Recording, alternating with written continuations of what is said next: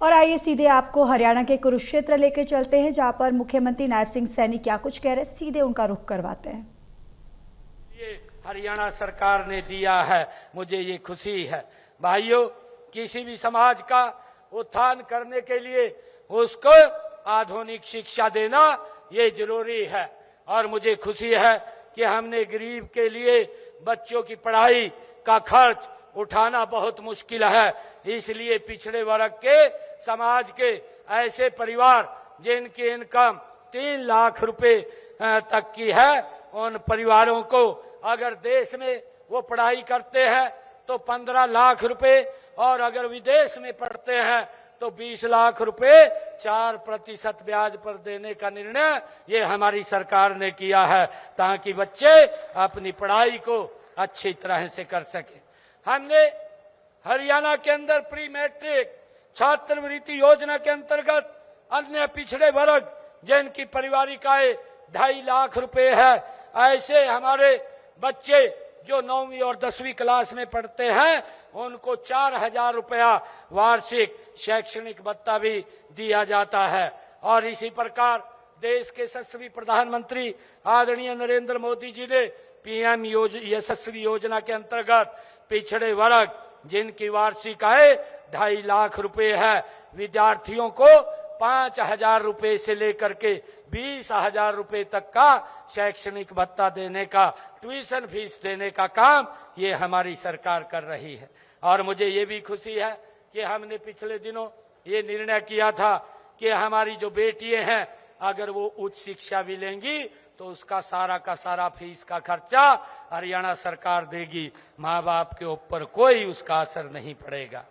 भाइयों, मुझे ये भी खुशी है कि हमने प्रदेश में 1,80,000 से कम आय वाले परिवारों के विद्यार्थियों को 12वीं कक्षा तक फीस हमने उनकी माफ की है, तथा मुफ्त पुस्तकें, वर्दी और लेखन सामग्री भी दी जा रही है।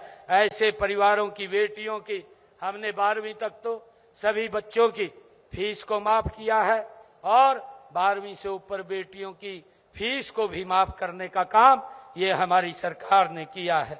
मुझे खुशी है कि हमने पिछले दिनों जो संकल्प लिए थे, हमारी सरकार उन संकल्पों को गति से आगे बढ़ा रही है। 217 संकल्प हमने विधानसभा के अंदर लिए थे और 217 में से 41 संकल्प पूरे कर लिए हैं। मुझे खुशी है कि इस साल के अंत तक 90 संकल्प और इसमें जुड़ जाएंगे और हमारी सरकार ये गति से काम कर रही है। हमने कहा था कि जब हमने विधानसभा के चुनाव में कि जो किडनी का पेशेंट है और उसे डायलिसिस कराना पड़ता है, पहले उसके ऊपर भारी भरकम खर्चा लगता था, 25 से 30 हजार रुपया महीने का खर्चा उसको उठाना पड़ता था। परंतु हमने निर्णय किया कि 8 तारीख के बाद कोई भी हमारा सरकारी हॉस्पिटल, मेडिकल कॉलेज या मेडिकल यूनिवर्सिटी सभी में डायलिसिस फ्री होगा। आज किसी का कोई 5 पैसा नहीं लग रहा, और जो किडनी का पेशेंट है उसका डायलिसिस फ्री करने का काम ये हमारी सरकार कर रही है।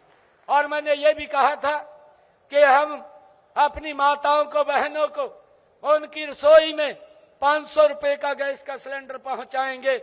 हमारी माताएं बहनें जिन्होंने अपना खाता उसके साथ एजेंसी के साथ लिंक किया है, बैंक के साथ लिंक किया है, तो उन माताओं बहनों के घर में गैस का सिलेंडर हमारी सरकार पहुंचा रही है। 18 लाख परिवार हरियाणा प्रदेश में इस योजना, अगर कोई और परिवार ऐसा रह गया है कि जिसको ये 500 रुपए का गैस का सिलेंडर नहीं मिल रहा, वो इस योजना के साथ जुड़ करके वो 500 रुपए का गैस का सिलेंडर उसकी रसोई में बहन की पहुंचाने का काम हमारी सरकार कर रही है। आप उसका तुरंत लिंक करवा करके ये लेने का काम करें, ताकि योजना का लाभ ये हमारी सरकार आप तक पहुंचाने का काम कर रही है। हमने ये भी निर्णय किया था कि जो हमारे ऐसे परिवार जिन्होंने पंचायत भूमि के ऊपर अपना मकान बना रखा था, लंबे समय से बनाया हुआ था और 20 साल से ज्यादा जिनका समय हो गया था, हमने उनको 2004 का कलेक्टरेट लेकर के मालिकाना हक देने का काम भी हमने किया है। और हरियाणा के अंदर किसान की 24 फसलें भी एमएसपी पर ये खरीदने वाला पहला राज्य है, ये काम कर रहे हैं।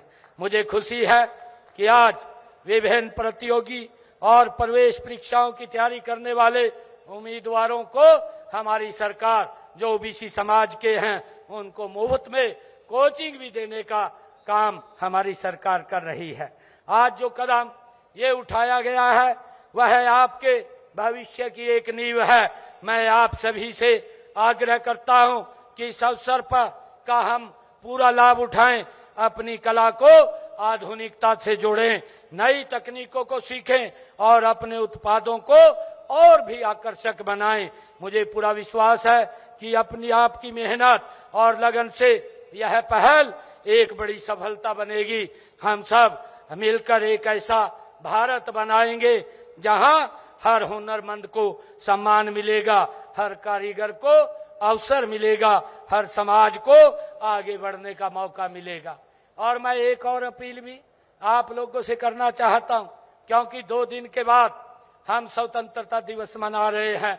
स्वतंत्रता दिवस की भी आप सबको मैं बहुत बहुत बधाई और शुभकामनाएं देता हूं। मुझे खुशी है कि स्वतंत्रता दिवस के अवसर पर मैं ये भी अपील करना चाहूंगा, जिस प्रकार से वातावरण ये खराब हुआ है, आदरणीय मोदी जी ने एक संकल्प लिया है। उन्होंने कहा है एक पेड़ माँ के नाम। हम ये संकल्प ले कि एक पेड़ माँ के नाम, एक पेड़ अवश्य लगाएंगे।